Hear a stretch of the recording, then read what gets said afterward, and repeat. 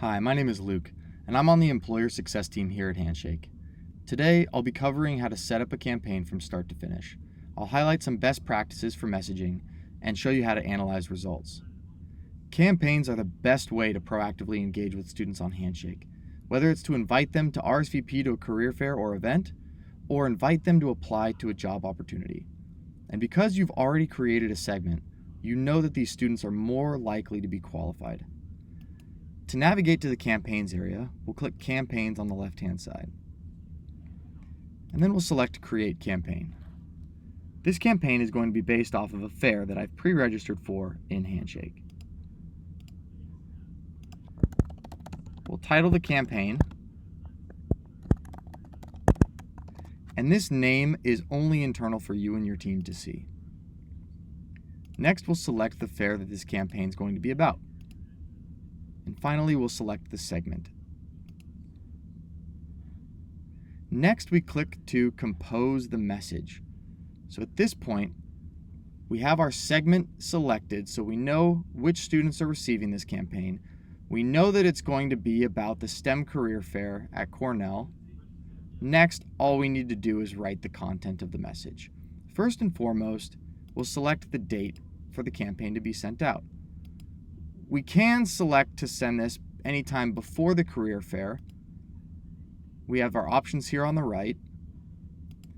After the career fair, so maybe to thank students who showed up, or on a specific date. At best practice is to send this message 2 weeks before the career fair. This event is on November 1st, so in this case, we'll send it on October 17th. We'll select 10:30 a.m. This subject line is a default subject line that we've seen get very high open rates. We suggest keeping it there. However, if you do want to change it, feel free.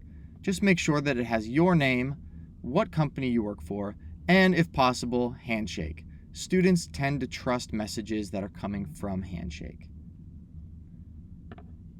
I'm going to insert a template that I pre-created here to show you what messaging should look like in general. We have variables that you can use throughout the message. A variable automatically inputs the data from the student profile. So for example, when I use first name, the first name of the student who's receiving the message will appear here. As you can see, I'm being very personal about the message that I'm sending to this candidate. I don't want it to seem like a marketing automated message. I want to let them know that I've taken a look at their profile. Well, we know based on their qualifications in the segment that they'd be a good fit for the role. You can use major name to signify their major. Again, more personalized messaging. The second paragraph is just a little bit about CSB Logistics, which is our demo company. And then always in bold, ask them to RSVP below. We will always include a card down here for them to either RSVP to the booth or say no thank you and provide reasons why they won't. We can preview the message to see how it looks. And as you can see, the variables inserted automatically. It's always important if you have enough time before the career fair to send a follow-up message. And we recommend sending these follow-ups 1 week before the fair, which would be 1 week after your initial message. So we'll send this on the 24th, maybe in the afternoon. We have a couple options in terms of who to send this to. Students who RSVP'd for the career fair. So if you wanted to send a follow-up message to students who RSVP'd, saying thank you, we were looking forward to seeing you, there are a few options here. By default, we select students who have not RSVP'd so that you can engage more students who have yet to click the RSVP link and try to get them to RSVP to the event. I'll insert another template here. This follow-up message doesn't necessarily need to be as robust as the initial message. Try to make it simple. It's going to be in the same thread as the initial message. So just another heads up, or just wanted to remind you that we'll be at the career fair, will do just fine. And then always a call to action is the way to go here.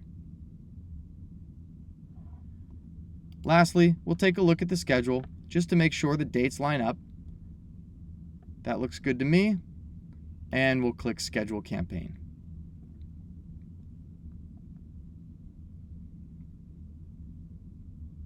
Perfect.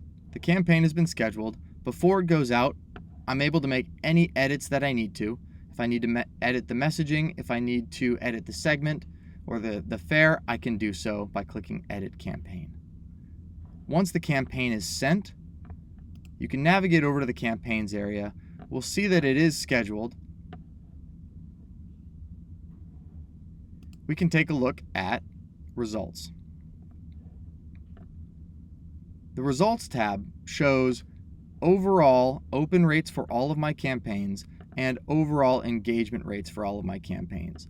It also shows sourced candidates, whether that was sourced for a career fair or an event, or sourced for an application on a job. And we'll give the breakdown here on the right-hand side. Engagement rate is measured based off of whether the student either clicked a link that was in your message or replied directly to your campaign. And open rate is if the student just opened the message when they received it. The results tab is very handy if you have many recruiters sending messages and campaigns to students. It can be really helpful to identify maybe a high open rate and a high engagement rate. Click into the campaign and analyze what that message looked like. Thank you for joining me today. I hope this was helpful, and I hope you're ready to go send some campaigns.